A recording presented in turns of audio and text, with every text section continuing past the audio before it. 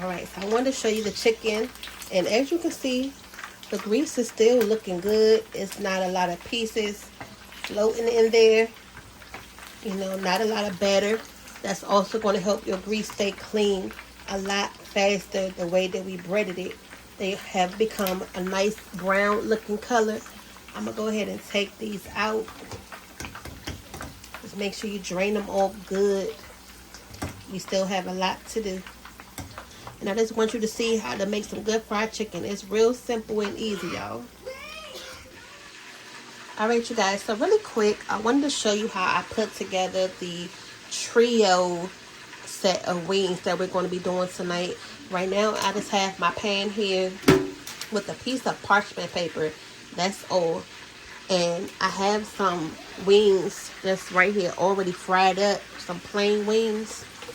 So I'm going to go ahead and show you how I do the separators. So that way, in case you want to be able to go ahead and make this yourself, you know how to do it. So you are going to need some parchment paper. The first piece is already laid in there. That's the base. So now I'm going to take another piece right here about this size. And I'm going to fold it.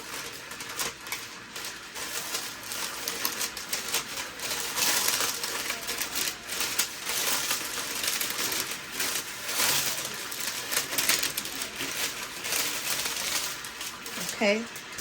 Okay, the way you're going to fit it in your pan is you're going to take your paper and like fold it up like this. And then bend the end on this side. And the same thing on this side.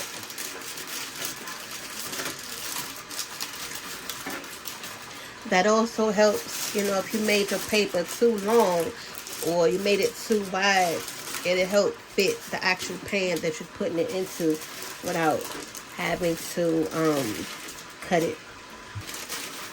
Okay, so it's going to look something like that. It's not going to be perfect until you get the chicken in there, because the chicken is what's going to hold it in place. So what you're going to do is go ahead and take the first few pieces that you have, and these are going to be just the fried ones with no sauce on it first. So in case someone doesn't want any sauce on their wings, this is going to be that side. And the next batch of chicken is going to be one more for this side. So I done already tried to fight off Daddy for just the regular plain fried chicken ones. Let's do the mango. Alright. So what I'm going to do is I'm going to go ahead and add, and I want to try this sauce just as is. So we're not going to add any additives to it tonight, like any extra butter or anything like that. I want to get the true flavor of the sauce. But first you got to shake it. Okay, make sure everything is mixed in good. Alright, so what I'm going to do is I'm going to go ahead and add some of this. And once those chicken wings come out, we're going to go ahead and just toss them in that sauce. Still have about half of it left, because I'm going to do 2 batches of chicken worth of this sauce right here. I want to go ahead and taste this sauce by itself.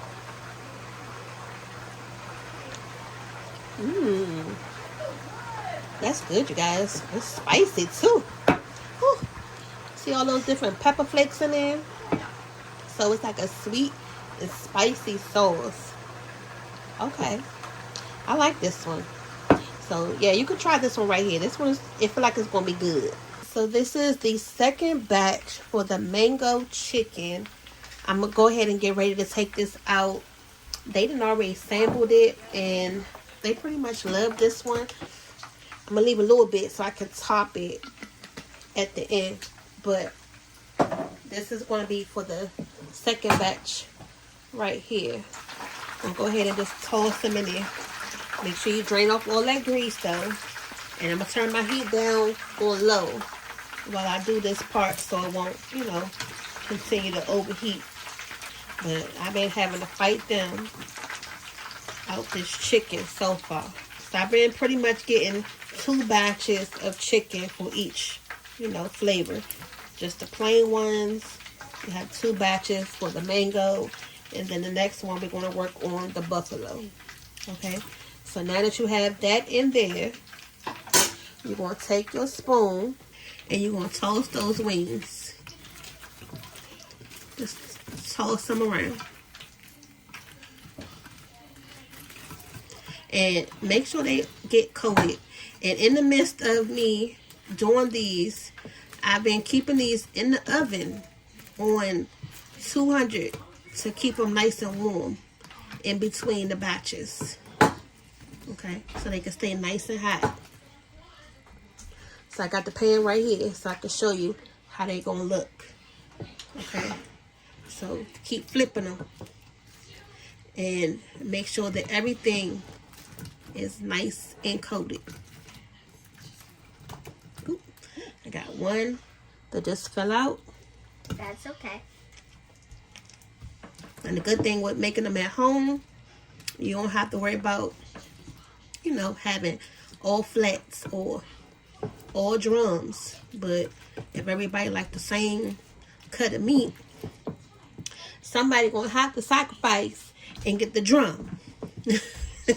You know what I mean? Everybody not gonna be able to get all flats, because who gonna eat the drums? Somebody gotta eat them, right? Okay, so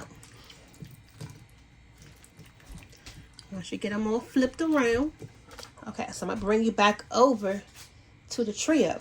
Now, this one, this side right here, the family has already been into. This is the one that doesn't have any soles. They really like these. I had to fight them all. Now, this is the first batch of the mango ones, the one that we're doing now. They just sat in the oven, so if it looks a little different, that's why. So now what you're going to do is, this is our third row of the parchment layer right here for the next side. I'm going to hold it in place. And then while I do that, I'm going to go ahead and just add the chicken right on top.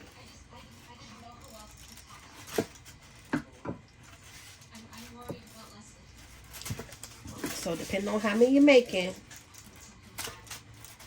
that's how you'll know how big, you know, your border needs to be.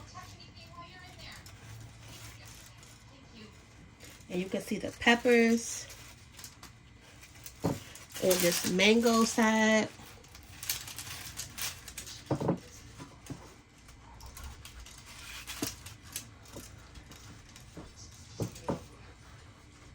Okay.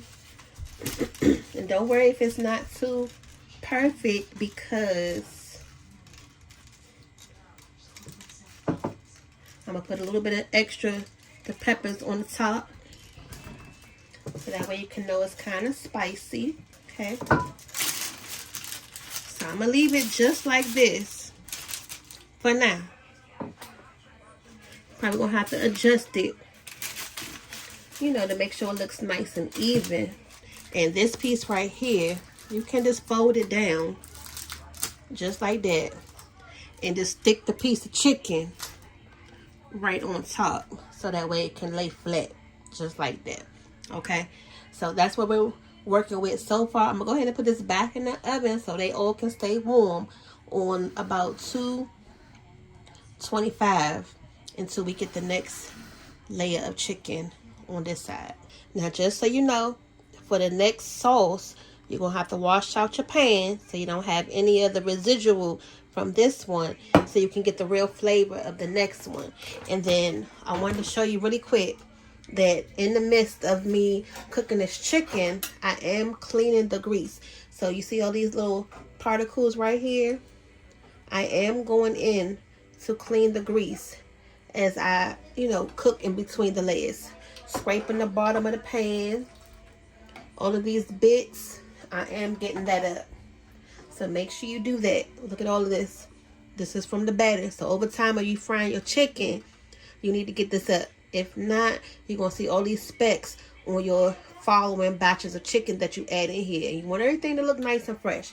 So take these pieces out in between your batches.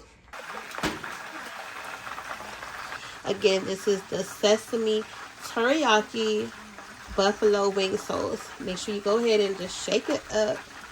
Make sure all those seasonings is nice and mixed. And I'm going to do half the sauce again. Okay. That's all you're going to need. I want to taste this one. It's spicy.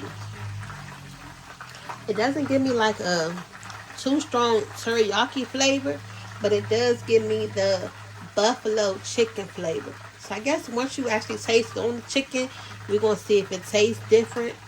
But from the first taste, I can't really taste too much of the sesame flavor. Now, Daddy got these wings from Whole Foods. I didn't tell you where we bought the wings from in the beginning of the video, but these are nice sized wings. They're not too big, and they're not too like small where the wings is just bones and no meat. So if you were wondering, you know, where we got this many wings from, and they come in like a vacuum sealed container, which is nice because it helps to preserve the wings and keep them nice and fresh. And this one you want to know is buffalo because you can see it's an orange color. The normal, like, you know, traditional buffalo look.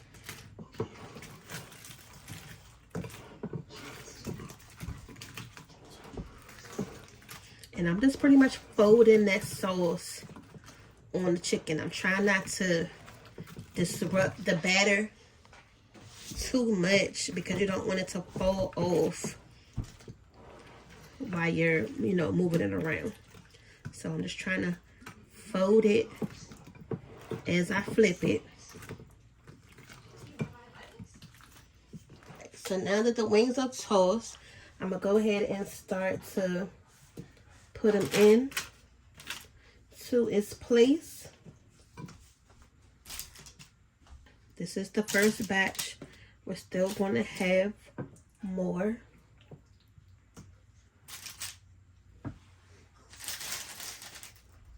And I like to put them close to the edge in the beginning so that way I can know pretty much how much space that I'm working with.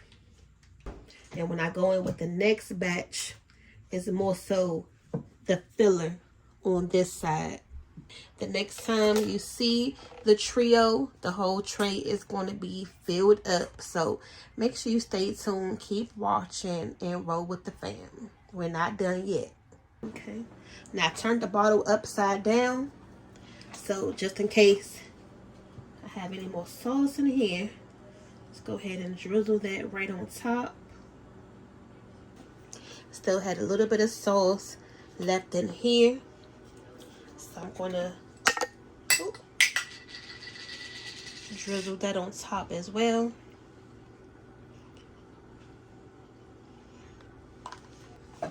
And trust and believe, everybody's going to be in the kitchen stalking and looking at you and trying to figure out what wing is what and when is it going to be done. If you guys enjoyed this video and, you know, was inspired about how to put this together, you don't have to go to your local fast food chain anymore to get that box that they normally advertise. You can make your own, okay? So go ahead and like and subscribe to this video. You never know what you're going to get next. And we'll see y'all back for the next one. All right? See y'all later. Bye.